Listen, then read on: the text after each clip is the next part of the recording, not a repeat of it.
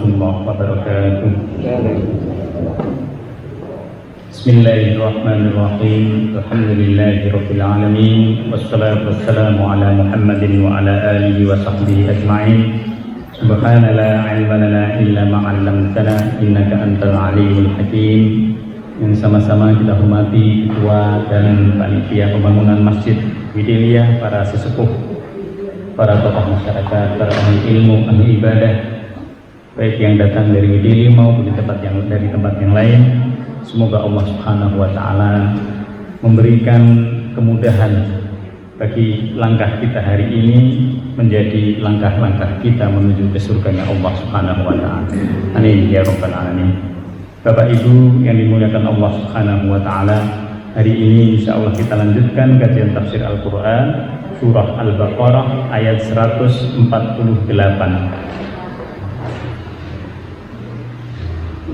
Surah Al-Baqarah 148. Mari kita baca bersama-sama beberapa ayat yang menjadi tema dari kajian kita pada kesempatan pagi ini. A'udzu billahi minasy syaithanir rajim. Bismillahirrahmanirrahim. Walikullin wijhatun huwa muwalliha fastabiqul khairat. Aynama takunu ya'ti bikumullahu jami'an. Innallaha ala kulli syai'in qadir. Wa min haitsu kharajta fawalli wajhaka syatral masjidil haram wa innahu lal haqqu min rabbika wa mallahu bighafilin 'amma ta'malun. Wa min haitsu kharajta fawalli wajhaka syatral masjidil haram wa haitsu ma kuntum fawallu wujuhakum syatrah li'alla yakuna lin-nasi 'alaikum hujjatun illa allazina zalamu minhum fala takhshawhum wakhshawni وَلِأُتِمَّ نِعْمَتِي عَلَيْكُمْ وَلَعَلَّكُمْ تَهْتَدُونَ كَمَا أَرْسَلْنَا فِيكُمْ رَسُولًا مِنْكُمْ يَتْلُو عَلَيْكُمْ آيَاتِنَا وَيُزَكِّيكُمْ وَيُعَلِّمُكُمُ الْكِتَابَ وَالْحِكْمَةَ وَيُعَلِّمُكُم مَّا لَمْ تَكُونُوا تَعْلَمُونَ فاذكروني أذكركم واشكروا لي ولا تكفرون يا أيها الذين آمنوا استعينوا بالصبر والصلاة إن الله مع الصابرين ولا تقولوا لمن يقتل في سبيل الله أموات بل أحياء ولكن لا تشعرون ولنبلونكم بشيء من الخوف والجوع ونقص من الأموال والأنفس والثمرات وبشر الصابرين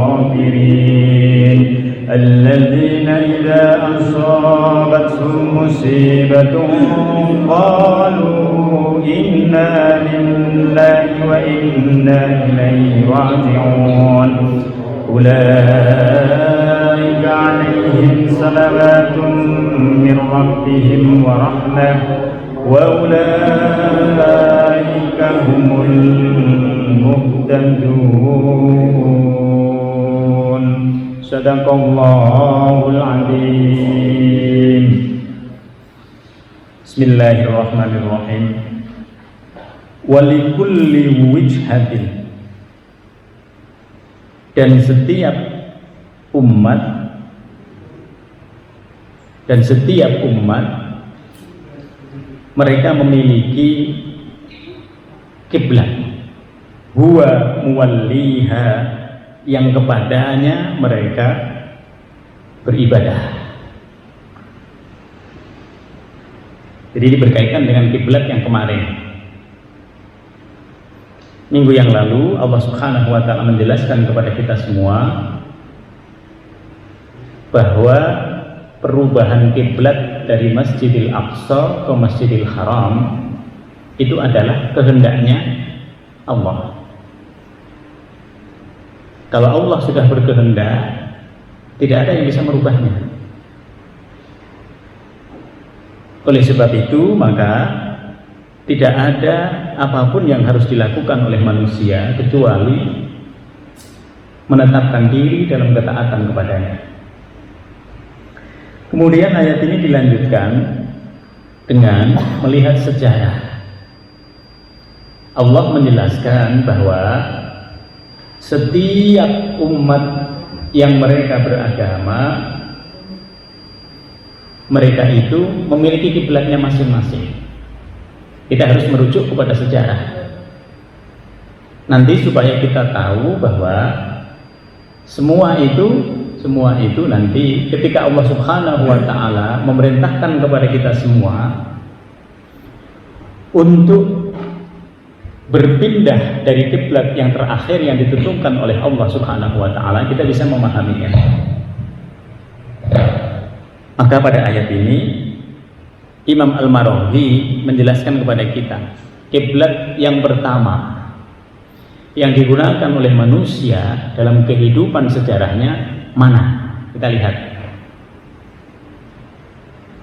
Manusia tentu dimulai oleh Nabi Adam alaihissalam. Kiblatnya kemana ngadepnya?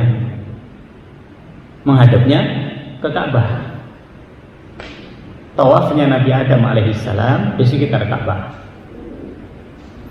Lalu setelah itu Allah Subhanahu wa taala memerintahkan kepada Nabi Ibrahim alaihissalam, setelah Ka'bahnya itu hancur karena dia terendam oleh banjir bandang yang ada di Mekah.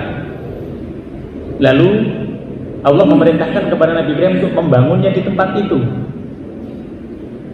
dengan wahyu yang diberikan oleh Allah Subhanahu wa taala. Dibangunlah di situ pondasi Ka'bah. Wa idh yarfa'u Ibrahimu qawa'ida minal baiti wa Ismail. Sebelumnya sudah kita jelaskan. Setelah Nabi Ibrahim membangun itu, lalu Allah memerintahkan, beribadahlah engkau di situ Ibrahim, sholatlah di situ dengan menghadap ke Ka'bah. Lalu ratusan tahun kemudian Nabi Ibrahim punya anak melalui Ishak, melalui Yakub, yang kemudian disebut dengan kaum Bani Israel. Pada zaman Nabi Sulaiman alaihissalam, kiblatnya ke Baitul Maqdis. Disitulah nanti ada Haikal Sulaiman, ada Baitul Maqdis. Yang menjadi pusat pada saat itu adalah Baitul Maqdis. Setelah itu lalu orang-orang Nasrani datang. Orang-orang Nasrani, Nabi Isa alaihissalam diutus, lalu mereka menyebut sebagai An-Nasara. Mereka juga punya kiblat dalam melaksanakan ibadah mereka. Mereka kiblatnya kemana? Mereka kiblatnya dalam melaksanakan ibadah itu adalah menghadap ke timur. Wan Nasara kanu yastaqbilunal masyriq. Ini sekaligus untuk menjelaskan kepada kita semuanya, nanti ketika Allah Subhanahu wa taala mewajibkan kepada manusia untuk merubah kiblat kepada asli yang pertama, maka manusia tidak boleh menggunakan hawa nafsunya dengan mengatakan saya sudah dari dulu sholatnya ke situ, saya nggak mau lagi di situ. Nggak bisa. Kenapa? Karena pada hakikatnya manusia diberikan oleh Allah Subhanahu wa taala kebebasan dalam hal apapun dalam kehidupan ini, kecuali menyembahnya itu harus menyembah kepada Allah. Jadi kita di dunia ini, Imam Mutawalli Asy-Sya'rawi mengatakan manusia itu bebas. Manusia itu diberikan dasar kebebasan untuk melakukan apa saja yang dia mau. Kita mau sholat subuh, nggak mau sholat subuh, terserah kita. Kita mau infak, mau sedekah, atau nggak mau, nggak apa-apa, urusan kita. Masing-masing menjadi urusan kita sendiri-sendiri. Oleh sebab itu, menjadi penting untuk disadari oleh manusia bahwa kebebasannya itu akan habis kalau dia mati. Maka kalau sudah mati nggak bisa lagi dia ngapa-ngapain. Dia akan patuh tunduk kepada Allah. Oleh sebab itu kehidupan ini sebenarnya ujian bagi kita. Apakah ketika hidup kita masih tunduk patuh kepada Allah atau kita ngikutin hawa nafsu kita sendiri? Di situ ujiannya. Jadi hidup ini sebenarnya ujian seluruhnya. Apakah ketika kita diberikan amanah harta, apakah kita diberikan amanah jabatan, apakah kita diberikan amanah apa saja, dipercaya oleh orang apapun, kita bisa menggunakan amanah itu sesuai dengan yang ditetapkan etika-etikanya, syariat-syariatnya oleh Allah Subhanahu wa taala. Jadi masalahnya hanya di situ. Kalau kita bisa, kita akan kembali kepada Allah. Tapi kalau kita nggak bisa, kita akan mendapatkan azab dari Allah Subhanahu wa taala. Karena Allah sudah memberikan kebebasan tadi. Oleh sebab itu pada ayat ini dijelaskan oleh kita semua, kiblat itu hanya merupakan kebaikan simbolis. Dia bukan segala-galanya. Tapi bagi kita penting untuk ngikutin apa yang diperintahkan oleh Allah Subhanahu wa taala untuk merubah arah ibadah apapun menuju ke kiblat. Dia bukan segala-galanya. Maka di sini dikatakan walikulli wijhatin huwa muwalliha. Setiap umat itu memiliki kiblat. Tadi sudah kita sebut masing-masing itu. Tapi ketika nanti Allah Subhanahu wa taala menentukan bahwa Ka'bah itu sebagai kiblat terakhir, orang harus ke situ semua. Maka pada ayat ini kiblat itu bukan segala-galanya.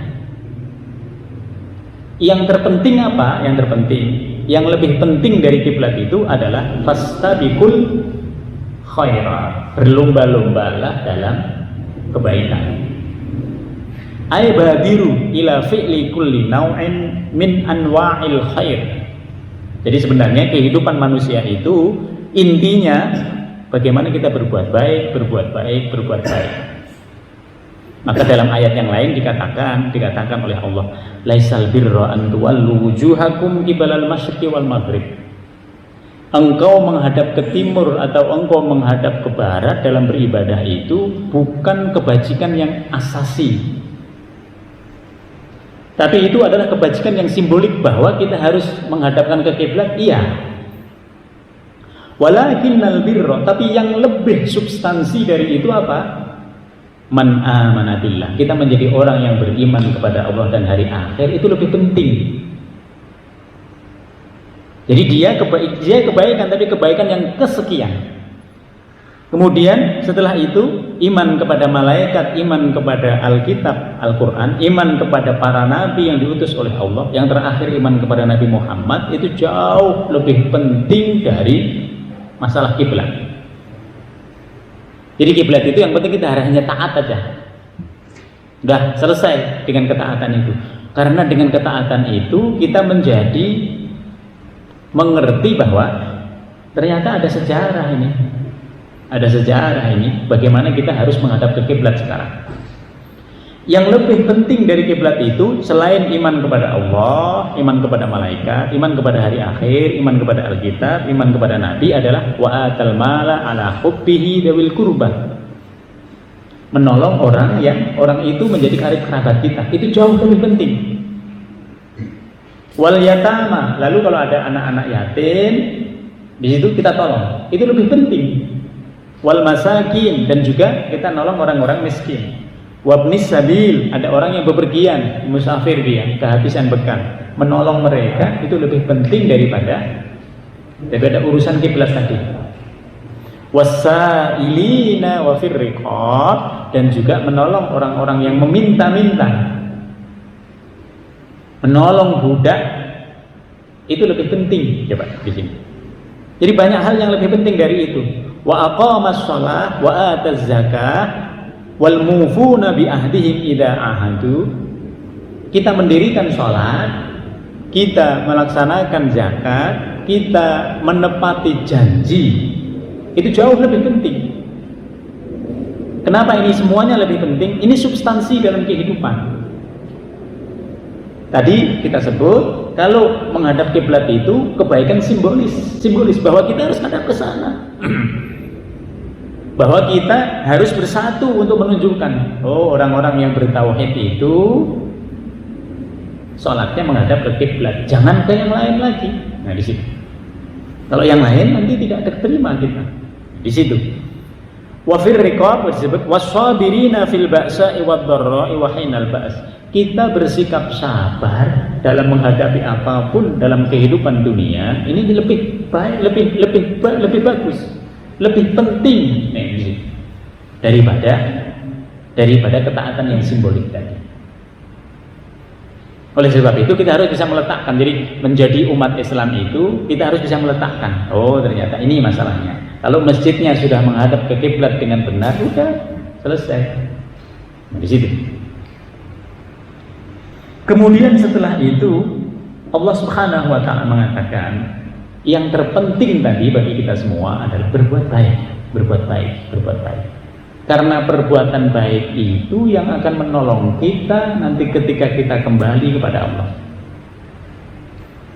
Lalu Allah melanjutkan, wa ma takunu ya'ti bikumullahu jami'a.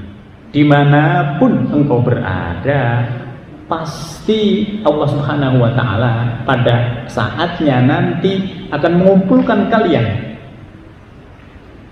Allah ingin mengatakan bahwa engkau bisa berada di Indonesia, engkau bisa berada di Bukit Widelia, engkau bisa saja berada di Afrika, tapi ketika sholat harus menghadap ke kiblat. Tapi yang lebih penting dari itu adalah engkau berbuat baik. Itu jauh lebih penting. Karena ketika engkau dikumpulkan nanti di sisi Allah Subhanahu wa taala, kebaikan itulah yang menemani kita. Kebaikan itulah yang akan diberikan pahalanya oleh Allah Subhanahu wa taala sehingga kita dilanjutkan rahmatnya berada di surganya Allah Subhanahu wa taala. Innallaha ala kulli syai'in qadir. Sesungguhnya Allah Maha Kuasa atas segala sesuatu. Allah ingin mengatakan kalau engkau tunduk patuh kepada Allah Subhanahu wa taala, maka yang engkau lakukan itu semata-mata pemberian dari kekuasaan dari Allah. Maka kita sering mengatakan la haula wala quwwata illa billah. Kita bisa seperti ini karena Allah. Kita bisa sholat karena Allah. Coba. Kita bisa mudah berinfak karena Allah. Kita sekarang bisa mudah bersedekah, berzakat, kita mudah berwakaf karena Allah. Coba. Semuanya itu karena Allah. Tidak ada daya, tidak ada kekuatan yang bisa kita lakukan kecuali atas izin Allah di situ. Maka orang yang hebat ibadahnya akan hilang sisi keakuannya. Tapi orang yang nggak biasa beribadah, dia akan selalu mengatakan, aku siapa dulu dong? Nah di sini. Siapa dulu dong ibunya? Nah itu. Siapa dulu dong bapaknya? Nah di situ keakuannya muncul. Selalu aku, kalau bukan aku nggak bisa. Siapa? Di situ. Jadi keakuannya muncul. Tapi kalau orang itu dalam ibadahnya, keakuannya akan hilang. Dia akan selalu Allah. Kalau dia dipuji oleh orang, dia cukup mengatakan satu kalimat, Alhamdulillah. Itu berhenti dia. Tapi kalau kita dipuji orang, oh iya saya cerita gini, wah keluar semua itu. Nah, dan pahalanya bisa ngabai. Pahalanya bisa hilang di sini.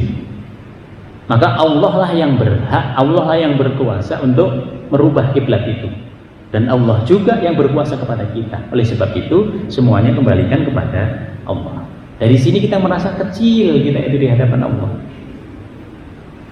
Wa min haitsu kharajta, dan dimanapun engkau keluar dari lingkaran Ka'bah, terutama bagi orang-orang yang berada di Mekah. Kalau engkau keluar di situ, Fawalli wajhaka syatrul masjidil haram. Kalau engkau mau sholat, engkau harus hadapkan wajahmu itu ke Masjidil Haram, ke arah kiblat. Nah, di sini. Jadi ini sekaligus perintah yang berikutnya yang berasal dari Allah Subhanahu wa taala untuk mengatakan dimanapun engkau berada, kalau engkau ingin beribadah kepada Allah pada waktu yang telah ditentukan, engkau cari aja kiblat. Karena di situ bisa diterima. Di situ bentuk dari ketaatan yang simbolik tadi ada. Lalu kita ikutin dengan ketaatan yang substansi, berupa kebaikan-kebaikan yang bisa kita lakukan kepada Allah Subhanahu wa taala. Ini sekaligus perintah yang berasal dari Allah kepada seluruh kaum muslimin dimanapun engkau berada, engkau harus menghadap ke kiblat. Di situ. Mau di kapal, mau di hutan, mau dimanapun. Sekarang ini udah mudah, kita punya HP, di situ ada arahnya, directionnya, kiblatnya udah kelihatan. Nah, di situ. Yang nggak punya HP harus lihat matahari. Nah, di situ. Nah, ini sekaligus ini untuk menunjuk kebesaran Allah Subhanahu wa taala. Sebenarnya melalui alam itu sudah kelihatan kebesaran Allah Subhanahu wa taala pada zaman sekarang ini melalui perangkat itu sekaligus juga menunjukkan adanya kebesaran Allah Subhanahu wa ta'ala. Wa innahu lal haqqu mir rabbik. Wa innahu lal haqqu mir rabbik. Allah menentukan arah kiblat itu bukan sembarangan dia. Itu hak berasal dari Allah Subhanahu wa ta'ala. Maka pertama kali makhluk yang menghadapkan ibadahnya ke kiblat adalah malaikat. Lalu diikuti oleh Nabi Adam alaihissalam.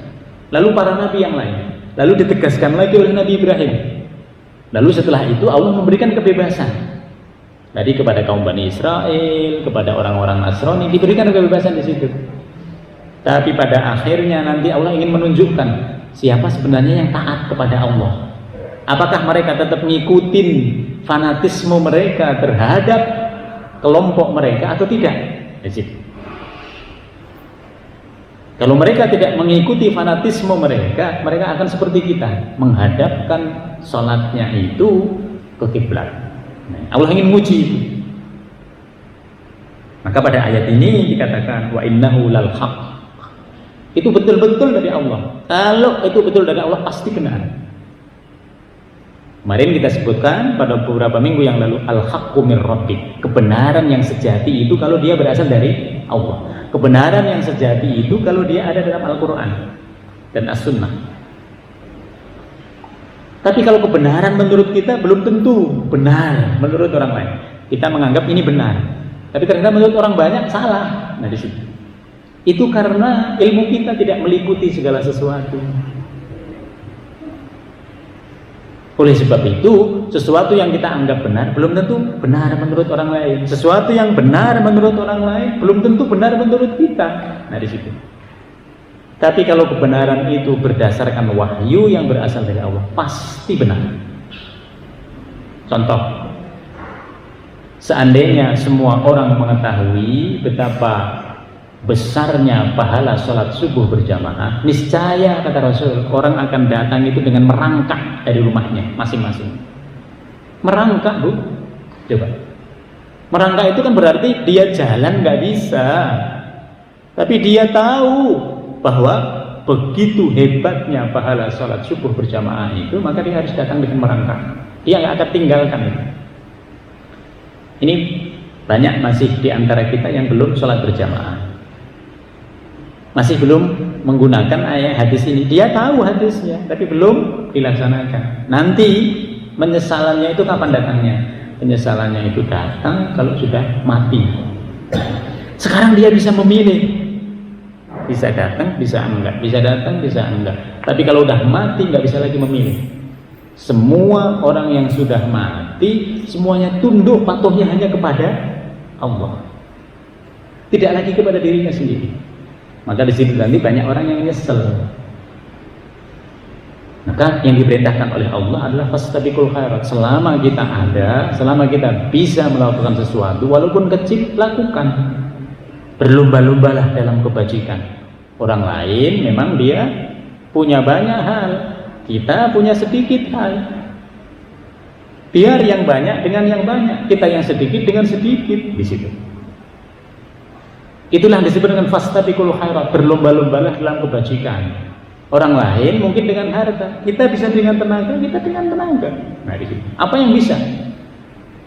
Nah di sini. Maka kalau kebenaran itu berasal dari Allah, tidak bisa dia diignore, tidak bisa. Orang mau nutup-nutupin segala macam tentang kiblat, tidak bisa. Kebenaran Allah itu nyata. Ditutup-tutupi seperti apapun dia akan muncul. Kenapa? Karena kebenaran itu sendiri kuat. Jadi kebenaran itu sendiri kuat. Sehingga kalau kita memperjuangkan kebenaran, kita juga menjadi kuat. Di sini. Kebenaran itu nggak usah diapa-apain, itu udah kuat. Ibu dalam posisi yang benar, mau diadili seperti apapun, mau dibunuh, bunuh aja, nggak apa-apa. Nanti Allah, kita tahu di sisi Allah. Nah, berani dia. Kenapa? Karena benar. Maka kebenaran itu kuat. Apalagi kalau kebenaran itu dipegangi oleh manusia. Manusia itu bisa menjadi lebih kuat. Wa ma'allahu bighafilin amma ta'malun. Dan Allah tidak akan pernah lupa terhadap apapun yang kalian lakukan. Tidak ada satupun dari amalan kita yang tidak tercatat oleh Allah Subhanahu wa ta'ala. Tidak ada satupun kebajikan. Bahkan kebajikan itu walaupun masih ada dalam hati kita, ya Allah nanti saya kalau begini mau begini, udah dicatat oleh malaikat sebagai satu kebaikan. Begitu kita lakukan, dicatat oleh malaikat minimal menjadi 10 kebaikan. Coba. Kurang bagaimana ini agama mensupport kita untuk terus berbuat kebajikan? Tidak ada agama yang seperti ini. Karena ini memang agama yang betul-betul berasal dari Allah. Dia berkesesuaian dengan hati kita. Dia berkesesuaian dengan fitrah kita. Wa min haitsu kharajta, dan dimanapun engkau berada Muhammad bersama seluruh umatmu, fawalli wajhaka syatral masjidil haram. Diulang lagi oleh Allah. Pengulangan di sini, kalau kita ngomong kepada anak, kepada siapapun, omongan kita diulang berarti ada penekanan sesuatu. Ini sangat penting. Bawalli wajhaka syatrul masjidil haram. Kenapa sangat penting? Ini tadi. Karena di luar sana, di luar agama Islam ini masih banyak orang-orang yang mengopinikan sesuatu supaya pemindahan dari Masjidil Aqsa ke Masjidil Haram itu tertutupi oleh informasi-informasi yang mereka berikan. Betapa banyak, Bu, Bapak, syariat-syariat dalam agama Islam ini dibelok-belokkan. Tapi kalau membelokkan Al-Quran, membelokkan Al-Sunnah tidak akan bisa. Jadi dibuat sedemikian rupa, betapa banyak seperti itu. Oleh sebab itu pada ayat ini diulang lagi. Wa min haitsu kharajta fawalli wajhaka syatral masjidil haram. Dimanapun engkau berada, hadapkan wajahmu ketika engkau mau sholat itu dengan menghadap Ka'bah. Apa tujuannya? Sini tujuannya. Wal manafi' ats-tsalatsah. Ada 3 kemanfaatan di situ. Yang pertama, li'alla yakuna lin-nasi 'alaikum hujjah. Supaya orang-orang yang di luar agama Islam tidak bisa lagi membantah bahwa itu perintahnya Allah, bahwa arah timur, arah barat, arah utara, arah selatan, semuanya itu miliknya Allah. Ketika Allah memberikan wewenang untuk merubah sesuai dengan Nabi yang diutus oleh Allah pada saat itu, lakukan. Tetapi ketika Allah nanti mengembalikan kepada aslinya, semuanya harus tunduk kepada Allah. Tidak ada lagi omongan-omongan seperti omongannya orang Yahudi. Mereka mengatakan, tuh, dulu ngadepnya ke Masjidil Aqsa, sekarang ngadepnya ke kiblat, nggak punya pendirian. Tidak ada lagi omongan seperti itu. Karena ini berasal dari Allah, ini perintahnya Allah, ini bukan maunya Muhammad. Nah, di situ. Li'alla yakuna linnas 'alaikum hujjah, supaya nggak ada orang lagi yang membantah. Maka seluruh bantahan apapun nanti kalah. Karena Allah sudah menetapkan dalam Al-Qur'an, li'alla yakuna linnas 'alaikum hujjah. Allah sudah mengetahui apa yang akan mereka lakukan, itu Allah sudah mengetahui. Kemudian illallazina zalamu, kecuali bagi orang-orang yang zalim, kecuali orang yang memang dia nggak mau ngikutin apa yang sudah ditetapkan oleh Allah. Inilah orang yang zalim. Allah nyuruh supaya iman kepada Allah, tapi dia nggak beriman, zalim dia. Zalim kepada Allah, zalim kepada dirinya sendiri. Kenapa zalim kepada dirinya sendiri? Dia tidak mengetahui posisi dirinya dia itu siapa. Maka dalam filsafat dikatakan, man arafa nafsahu faqad arafa rabbah. Siapa yang mengetahui hakikat dirinya sendiri, dia akan tahu Tuhannya. Tapi kalau dia sendiri tidak mengetahui hakikat dirinya itu siapa, nah dia semaunya sendiri. Dia anggap yang paling hebat. Dia tidak bertuhan, dia tidak percaya dengan macam-macam. Nah di situ. Yang menjadi Tuhannya siapa? Hawa nafsunya sendiri. Coba. Naif nanti. Kalau dia ngikutin hawa nafsunya sendiri, ketika dikumpulkan oleh Allah Subhanahu wa taala nanti fi yaumil ba'ats, pada hari kebangkitan, apa dia mau sendiri tetap? Coba. Lonely dia. Nah, di situ.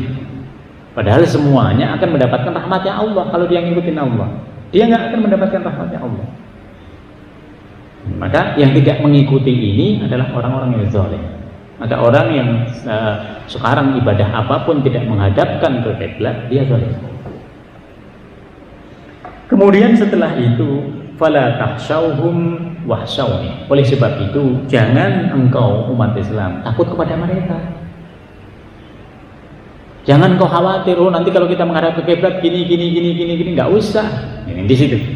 Jadi ini dulu, ini nggak terasa sekarang, Bu. Dulu ketika Nabi diperintahkan untuk menghadap ke kiblat itu, orang-orang berpikir, loh nanti gimana ya orang mereka nganggap kita, orang-orang Yahudi, gimana ya orang-orang Nasrani? Tidak usah dipeduli. Ini perintahnya Allah. Kalau Allah sudah memerintahkan, lakukan. Dalam perintah itu pasti ada hikmah yang engkau tidak mengetahuinya sekarang. Wahsyawni, takutlah engkau hanya kepada Allah, kepadaku, kata Allah Subhanahu wa taala. Jadi takut kita ini hanya kepada Allah. Ada apa-apa ya Allah saya takut. Takut apa? Takut kalau saya tidak taat nanti akibatnya itu buruk kepada kita. Kalau kita taat kepada Allah, semua kita itu sudah ada dalam jaminan Allah. Kita iman kepada Allah, kita taat kepada Allah, semua akan dicukupi oleh Allah. Allah ngasih rezeki. Selama kita hidup, Allah ngasih rezeki. Cuman rezeki itu harus diupayakan oleh kita. Nggak bisa kita ngarepin rezeki dari Allah Subhanahu wa taala. Kita nggak ngapa-ngapain. Di situ. Harus ada kasabnya. Kenapa harus ada yang kita lakukan? Harus ada kasabnya, harus ada ikhtiarnya. Karena dunia ini sebab akibat. Dunia ini berbeda dengan kehidupan di akhirat. Kita datang ke sini, ada akibatnya itu. Akibatnya yang di rumah kita tinggalkan. Gitu. Kita ada di rumah, kita nggak dapat ilmu yang sedang kita bahas di sini. Itu konsekuensinya. Gitu. Semua ada hukum sebab akibatnya. Oleh sebab itu termasuk rezeki itu ada sebab yang harus dipenuhi untuk bisa mendapatkannya. Yang kedua, hikmah dari pemindahan kiblat itu adalah wali utimma nikmati, dan untuk menyempurkan nikmatku alaikum kepada kalian semua. Jadi Bapak Ibu, kiblat ini kelihatannya sederhana. Tapi sebenarnya ketika Allah Subhanahu wa taala memindahkan kiblat dari Masjidil Aqsa ke Masjidil Haram, Maka ini dipindah dari tempat yang penuh dengan konflik menuju ke tempat yang aman. Coba kalau kiblat kita ada di Masjidil Aqsa sekarang, kira-kira orang yang masih mau umroh bisa enggak? Sementara tempat itu dikuasai oleh tentara-tentara Zionis. Coba, mau sholat aja orang Palestina asli belum tentu boleh. Coba, bagaimana kalau kiblatnya masih di situ? Nah, ini salah satu saja, salah satu hikmah di balik pemindahan kiblat itu. Wali utimma nikmati. Maka dalam semua perintah yang diwahyukan oleh Allah Subhanahu wa taala, itu di dalamnya ada kenikmatan. Bapak, Ibu sholat tadi bersama kita semuanya sholat subuh. Tapi sholat subuh tenang rasanya, nikmat. Itu masih di sini di dunia, belum nanti di akhirat. Pahalanya nggak kelihatan oleh kita. Kita bisa bersedekah, ya Allah hari ini bisa bersedekah, bisa ngikutin Jumat berkah, bisa ngikutin sedekah di sini, apa saja bentuknya. Apa yang ada dalam hati kita? Hati kita tenang. Inilah disebut dengan ya ayyuhan nafsul mutmainnah. Semakin kita berbuat baik, semakin ikhlas, ketenangannya itu semakin dalam. Tapi kalau Bapak Ibu setengah-setengah ikhlasnya, hati kita juga terasa, ya Allah hatinya enggak ini banget itu, tengah-tengah juga dia, coba. Tapi begitu kita laksanakan dengan ikhlas, itu mantep banget itu di hati. Maka keikhlasan itu harus dilatih. Kita yang sudah biasa sholat, ikhlas kita dalam sholat itu jauh lebih mudah dibanding ikhlas kita dalam sedekah. Kita nggak biasa sedekah. Begitu kita sedekah, hati kita masih nyangkut ini. Aduh, pengen ini, pengen itu, pengen ngomongin ke orang. Saya udah ini loh, saya udah ini loh, coba. Tapi kalau sholat, ibu pernah nggak cerita ke orang lain? Oh, saya tadi sholat subuh ini. Enggak, karena sudah biasa. Maka dalam semua yang diperintahkan oleh Allah Subhanahu wa taala, di dalamnya ada kenikmatan. Di dunianya saja kita tenang. Apalagi nanti di akhiratnya, melampaui dari yang kita perkirakan. Maka di sini dikatakan wa liutimma nikmati alaikum. Ini yang kedua.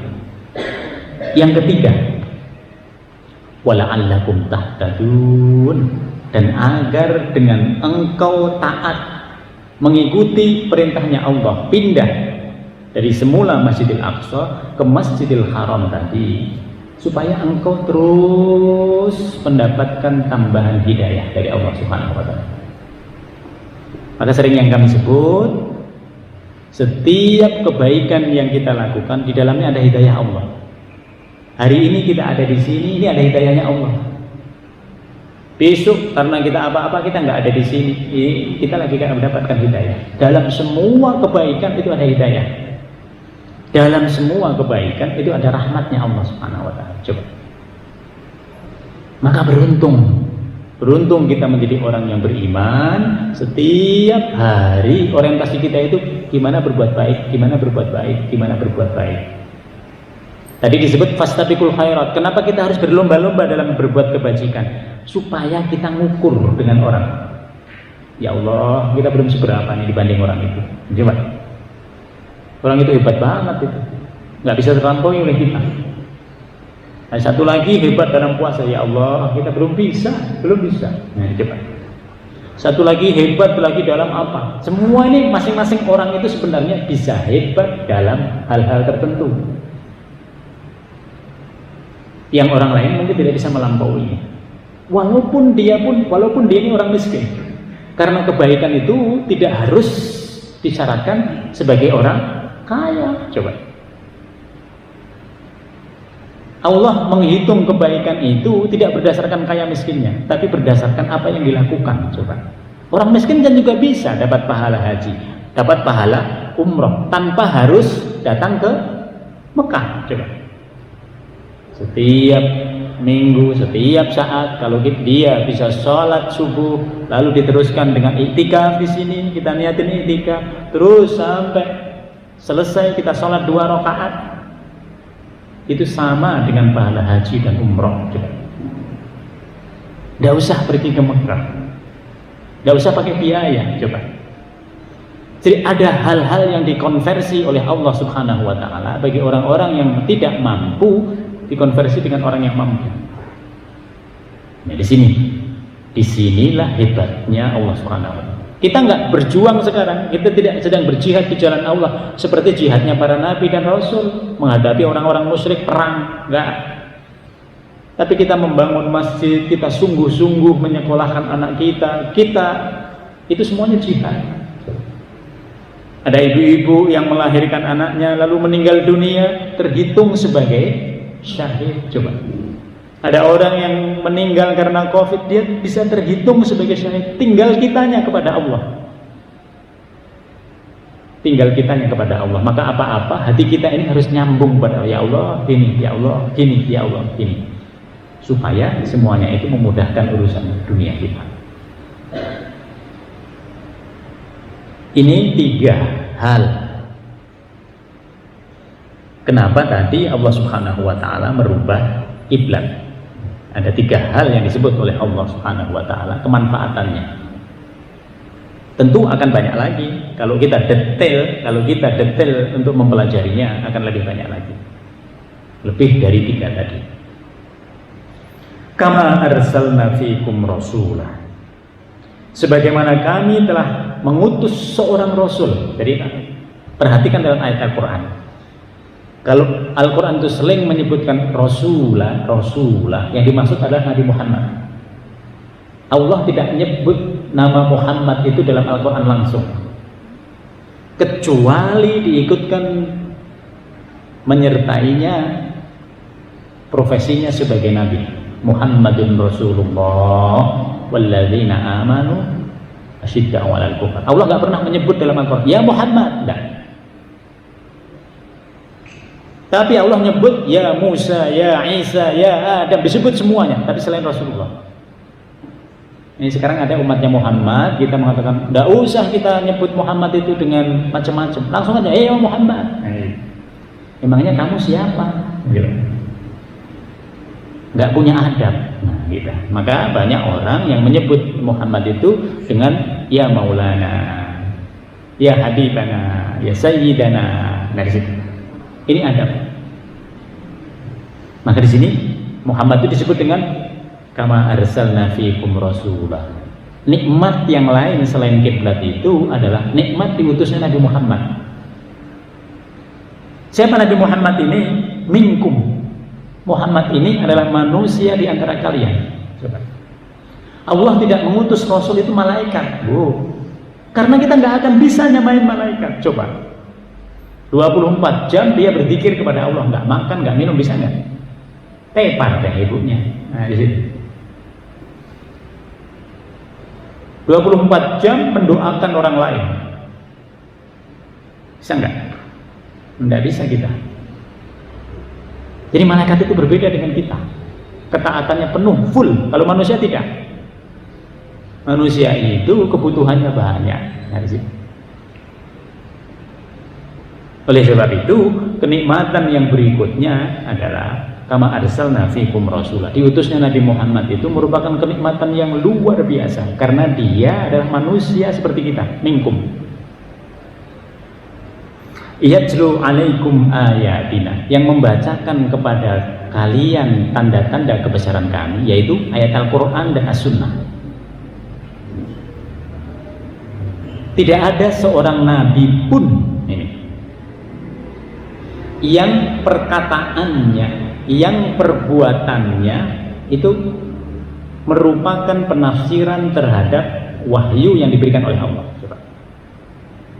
Tidak ada kecuali Nabi Muhammad SAW.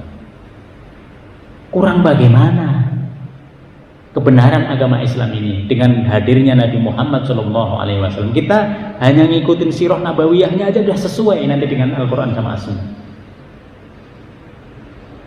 Allah menjadikan pribadi Nabi itu betul-betul sebagai uswatun hasanah, suri tauladan yang nggak ada duanya. Kalau engkau ikutin sesuai dengan sirah beliau, engkau berada di jalan yang benar. Maka di sini dikatakan yatlu alaikum ayatina. Kemudian yang kedua, wa yuzakkikum. Nabi Muhammad sallallahu alaihi wasallam menyucikan kalian. Apa maksudnya menyucikan kalian? Dulu orang menyembah berhala. Setelah datang Rasulullah sallallahu alaihi wasallam dengan perjuangannya 23 tahun berubah. Kalau orang menyembah berhala, Bapak Ibu bisa lihat, semakin suci hatinya atau semakin kotor? Coba. Nyembah batu yang nggak bisa ngomong, yang nggak bisa mendengar, yang nggak punya kemanfaatan apapun. Coba, bukankah itu yang dilakukan oleh setan yang menyesatkan manusia supaya mereka terus menjadi walinya setan? Coba dirubah. Sehingga kalau di zaman sekarang ini masih ada orang yang menyembah selain Allah Subhanahu wa Ta'ala, dia nggak belajar dari sejarah. Dengan datangnya Rasul, wa yutahhirukum nufusakum min ardhanir razail. Ada perbuatan dulu orang-orang, Bapak bisa lihat perbuatan orang-orang Mekah. Kalau punya anak perempuan bagaimana? Dia malu dia punya anak perempuan. Coba. Dikubur hidup-hidup. Apakah setelah Nabi Muhammad lahir, datang, menyampaikan agama Islam, itu tetap dibiarkan oleh Nabi? Tidak. Coba, itu butuh perjuangan yang luar biasa. Bangun masjid nggak seberapa tuh, tapi merubah tradisi yang ada di situ, ini luar biasa. Ini coba di sini dirubah. Apalagi yang lain? Banyak sekali yang lain. Banyak sekali. Dikatakan di sini dulu orang-orang jahiliyah itu menghukumi segala sesuatu itu berdasarkan musyawarah orang-orang kayanya. Mau diapain itu tergantung kepada musyawarah orang-orang kaya. Akhirnya apa? Yang untung ya orang-orang kaya. Yang miskinnya bagaimana? Yang miskin selamanya tetap miskin. Yang budak bagaimana? Yang budak selamanya tetap budak. Yang membebaskan budak siapa? Coba, agama Islam. Coba, ini yang berat bagi mereka ini. Kenapa yang azan ketika Fathul Makkah itu Nabi mengatakan Bilal azan di atas Ka'bah? Kenapa Nabi nggak nyuruh orang terdekatnya? Ali, kenapa? Coba di sini. Untuk menyatakan kepada kita semua bahwa manusia itu sama di hadapan Allah Subhanahu wa Ta'ala. Sehingga yang azan itu adalah Bilal. Apakah tidak ada protes dari orang-orang yang baru masuk Islam? Ada. Kenapa Bilal? Udah budak dulu, udah nggak sama dengan kita. Coba, dianggapnya dia masih hina. Nah, di sini tidak. Ini yang disebut dengan wa yuzakkikum. Rasulullah sallallahu alaihi wasallam mensucikan jiwa kita. Jiwa-jiwa orang Islam itu kalau masih ada seperti itu, dia masih kotor. Termasuk ilmu ini menyucikan kita. Kita punya ilmu begini-begini, ya Allah, ternyata begini, menyucikan kita, menjadikan kita lebih baik. Kalau kita datang mempelajari ilmu tapi kita nggak berubah, kita masih ngikutin kita, berarti kita kalah dengan hawa nafsu kita. Orang-orang Quraisy juga gitu dulu perjuangannya, berat untuk ngakuin Bilal itu. Banyak orang-orang yang dulunya budak, begitu masuk Islam dia sama dengan mereka kedudukannya. Coba, ini anak baru kemarin, kan budaknya ayah saya. Coba, sekarang duduk sama-sama di hadapan Rasulullah SAW. Ini yang berat. Ini disebut dengan wa yuzakkikum, banyak hal. Termasuk ibadah-ibadah kita itu menyucikan jiwa kita. Kita sholat, jiwa kita bersih. Kita berinfak, harta kita bersih. Kita menjaga perbuatan baik, itu semua bersih. Di sini, termasuk kemarin ketika kita ada fikih perempuan itu, kita menghadirkan hati kita dalam sholat, itu menghilangkan sifat-sifat buruk, menghilangkan sifat hasad, dengki, mungkar, dan lain sebagainya. Coba, nggak kita ketahui itu, tapi itu terjadi. otomatis secara sistemik di dalam jiwa kita, cuma nggak kelihatan aja. Seandainya jiwa kita ini komputer, akan kelihatan. Oh, hari ini sholat, kemarin nggak sholat, seperti apa bedanya? Sayangnya tidak. Nah, di situ. Wa yu'allimukumul kitab. Lalu Nabi ini mengajarkan kepada kalian Al-Quran. Coba. Al-Quran diajarkan oleh Rasulullah. Rasul ngajarin Al-Quran itu sesuai dengan wahyu turun. Wahyu hari ini turun 4 ayat, 5 ayat, 6 ayat, kadang cuma 1 ayat diajarin. Langsung diamalkan. Oleh sebab itu pengajian Al-Quran yang paling bagus adalah kalau yang seperti model kita ini. Tidak banyak-banyak yang dibaca, 6-7 ayat berhenti. Dalam seminggu nanti kita lanjutkan. Dalam seminggu itu kita amalkan apa enggak? Nah, di situ. Ini yang belum banyak dilakukan di mana-mana. Di mana-mana itu sukanya pengajian-pengajian yang umum yang itu. Kalau pengajian yang umum itu sudah banyak macamnya. Ada entertainmentnya, harus ada lucunya, harus ada macam-macamnya. Mana di situ? Padahal pendalaman yang sesungguhnya itu justru ada kalau kita merujuk kepada Al-Quran. Pelajari Al-Quran 1, 2, 1. Ibnu Mas'ud mengatakan Rasul itu kalau mengajari kepada para sahabat tidak lebih dari 7 ayat. Lalu setelah itu diamalkan. Inilah tradisi yang berbeda antara Islam dengan umat-umat terdahulu. Dalam agama Islam, wahyu itu berangsur-angsur. Iqra bismi rabbikal ladzi khalaq 1 sampai 7 ayat. Habis itu berikutnya surat Al-Muzammil. Terus habis itu berikutnya gitu. Jadi sedikit, kadang cuma 1 ayat, kadang cuma 2 ayat. Linusabbita bihi fu'adak, supaya bisa diamalkan oleh kita. Jadi tidak ada manfaatnya kalau kita belajar, tapi kita nggak berubah. Merubah itu dari hati kita masing-masing dulu. Ya Allah, ini begini. Ya Allah, saya lihat banyak orang-orang baik ternyata di tempat kita ini. Ternyata orang-orang baik itu melampaui diri kita. Coba di sini. Maka di sini Nabi mengajarkan Al-Quran. Yang paling penting diajarkan di semua masjid itu adalah Al-Quran. Karena dia menjadi sumber utamanya. Yang kedua, wal hikmah, dan juga al-sunnah ataupun al-hadis. Setelah Al-Quran, pelajari al-hadis. Kenapa al-hadis? Karena dalam hadis itu penjelasan, tafsir yang rinci, pendetailan terhadap apa yang ada dalam Al-Quran. Jadi kalau pengen lebih rinci apa yang dalam Al-Quran, itu adalah al-hadis. Tidak ada pernah bertentangan antara al-hadis dengan Al-Quran, tidak. Nanti masih dijelaskan lagi oleh sirahnya Rasul, Nabi bagaimana amalannya setiap hari-hari. Itu juga masuk dalam baik sirah maupun dalam al-hadis maupun as-sunnah. Qaulan au fi'lan, perkataan, perbuatan atau ketetapan Rasul itu bagian dari as-sunnah.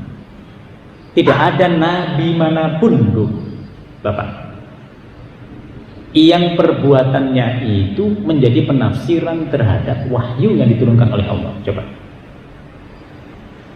Jadi kita ini mudah yang suka sirah nabawiyah, lihat sirah nabawiyah bagaimana Rasul. Kita bisa mengikutinya. Yang mau langsung pada Al-Quran, langsung silakan baca Al-Quran. Yang sukanya dengan al-hadis ataupun as-sunnah, silakan dibaca. Semuanya sama nanti.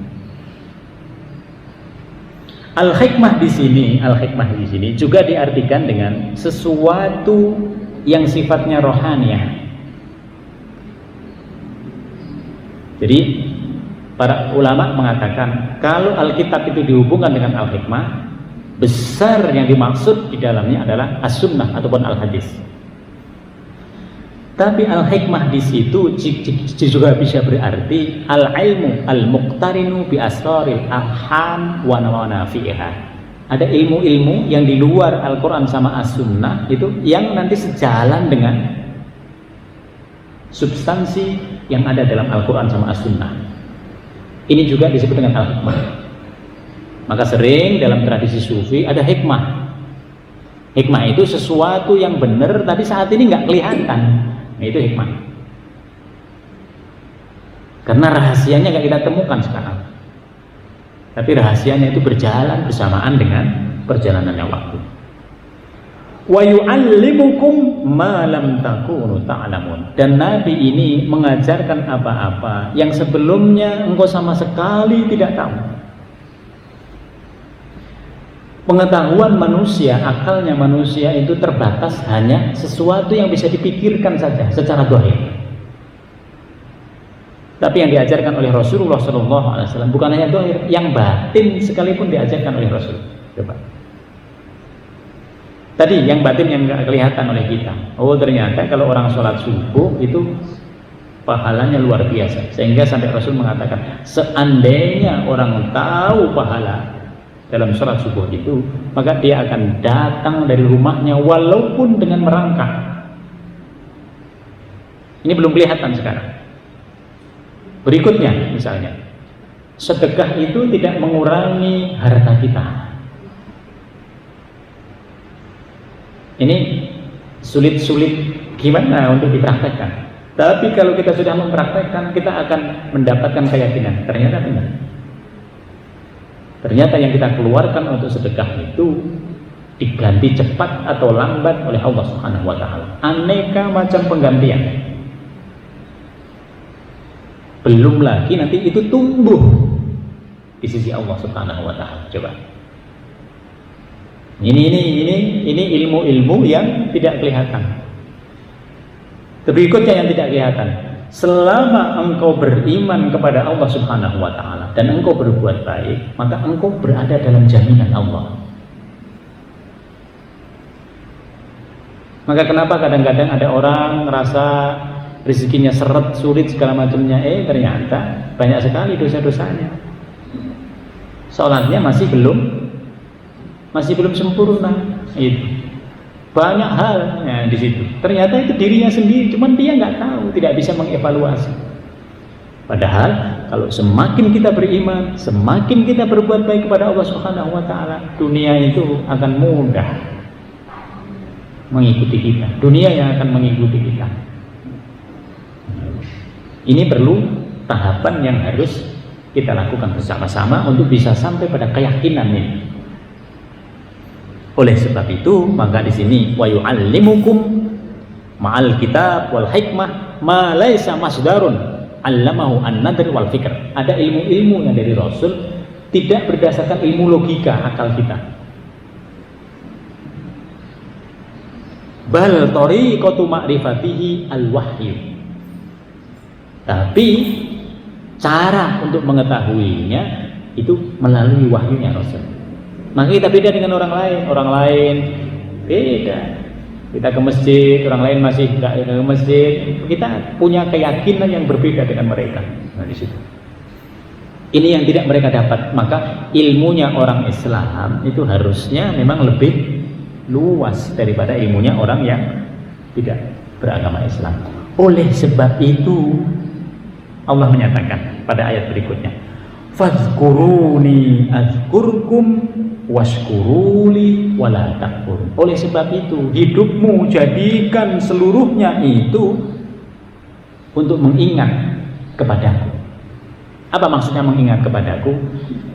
Mengingatlah Allah Subhanahu wa taala bitta'ah, dengan ketaatan kita. Jadi kalau kita taat kepada Allah, kita mengingat Allah. Kita beribadah kepada Allah, kita mengingat Allah. Semua ketaatan itu adalah zikir kepada Allah. Jadi zikir itu bukan hanya di lisan. Zikir itu bukan hanya apa yang ada dalam hati kita, tapi semua yang kita lakukan dalam bentuk ketaatan kepada Allah itu zikir. Fadkuruni, maka ingatlah kepadaku. Imam Al-Barawi mengatakan, di sini katakan fadkuruni, ai uzkuruni bitta'ah. Ingatlah kepadaku dengan berbagai ketaatan yang engkau lakukan kepada Allah. Azkurkum, pada Allah, niscaya Allah akan mengingatmu. Kalau kita sedekah, kalau kita sedekah 100.000, Allah akan ngasih lebih dari 100.000.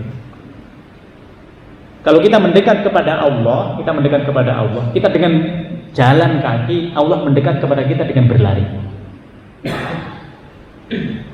Kalau kita mendekat kepada Allah dengan ini satu depak, Allah akan mendekat kepada kita satu hasta. Selalu Allah lebih cepat dari kita. Maka itu hadis Rasul mengatakan, itu harta yang engkau sedekahkan sebelum diterima di tangannya orang yang engkau beri, itu pahalanya sudah ada di sisi Allah. Yang lain-lain sudah diganti nanti oleh Allah Subhanahu wa taala. Ini Allah langsung kasih penggantian. Oleh sebab itu, karena banyaknya nikmat yang di luar kita, ini di luar kita tadi ada kiblat, ada Nabi Muhammad segala macamnya, itu luar biasa. Belum nikmat yang kita terima sendiri, coba. Belum rizki, belum suami, belum istri, belum anak, belum keluarga, bermacam-macam. Maka di sini fadhkuruni adkurkum. Ingatlah kepadaku, kata Allah, niscaya aku akan lebih dekat ingat kepadamu.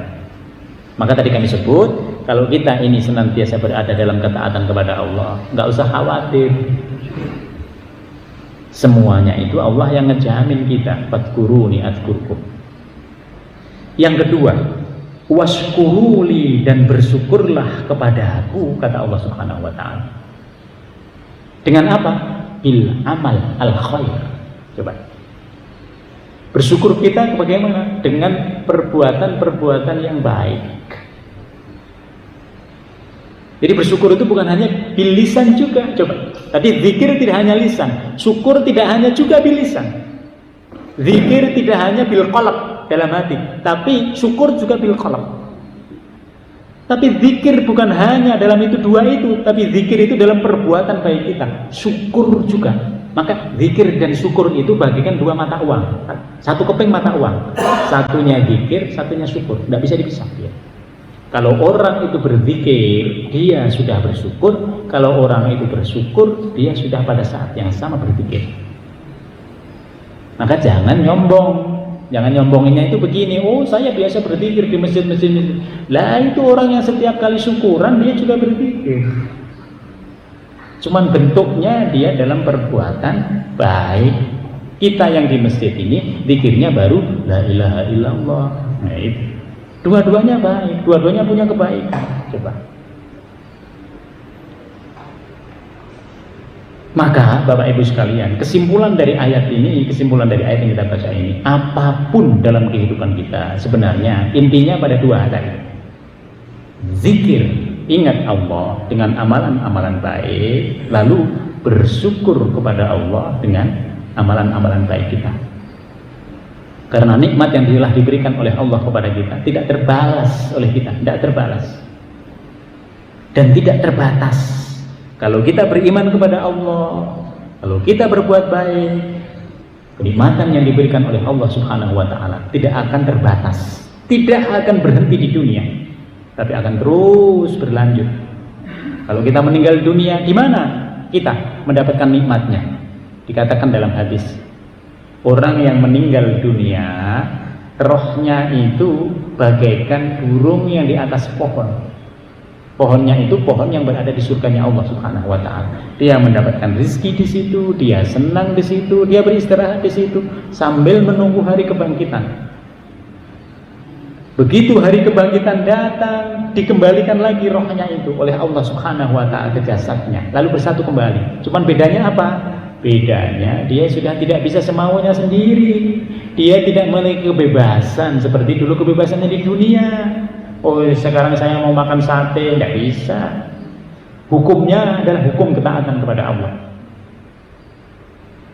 Oleh sebab itu, kalau dalam kehidupan dunia kita ngikutin hawa nafsu kita akan masuk nerakanya Allah Subhanahu wa taala. Karena kita nggak taat. Tapi kalau kita taat kepada Allah Subhanahu wa taala, maka kita akan aman. Karena semua kebaikan yang ada di dunia ini akan melampaui ketika kita nanti mendapatkannya pada saat kita semua berada di surganya Allah Subhanahu wa taala. Ini Bapak dan Ibu sekalian, Kesimpulan yang bisa kami ambil dari beberapa ayat ini, intinya mari taat kepada Allah ditingkatkan. Mari berlomba-lomba dalam kebajikan. Yang bisa kita lakukan, jangan ditunggu. Karena dalam kebajikan itu ada hidayah dari Allah Subhanahu wa Ta'ala yang akan menyelamatkan kita dari nerakanya dan akan membawa kita menuju ke surganya Allah Subhanahu wa Ta'ala.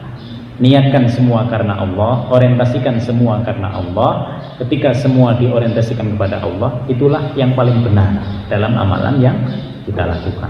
Demikian kurang lebihnya, mohon maaf. Mari kita tutup dengan bacaan doa. Bismillahirrahmanirrahim. Alhamdulillahirabbil alamin. Hamdan na'imin, hamdan syakirin, hamdan yafi ni'mah wa yukafi mazidah. Ya Rabbana lakal hamdu kama yanbaghi li jalalika al-karim wa li sultan. Allahumma barik lana fi masjidina wa barik lana fi usratina wa barik lana fi dzurriyyatina wa barik lana fi 'ilmina. Rabbana innaka 'afuwwun karim tuhibbul 'afwa fa'fu 'anna. Subhanakallahumma bihamdika nashhadu an la ilaha illa anta nastaghfiruka wa natubu ilaik. Subhana rabbika rabbil 'izzati amma yasifun wa salamun 'alal mursalin walhamdulillahi rabbil alamin. Demikian, kalau ada yang pernah berkenan kami mohon maaf, yang tidak pas kami mohon maaf. Wal aqu minkum. Wassalamualaikum warahmatullahi wabarakatuh.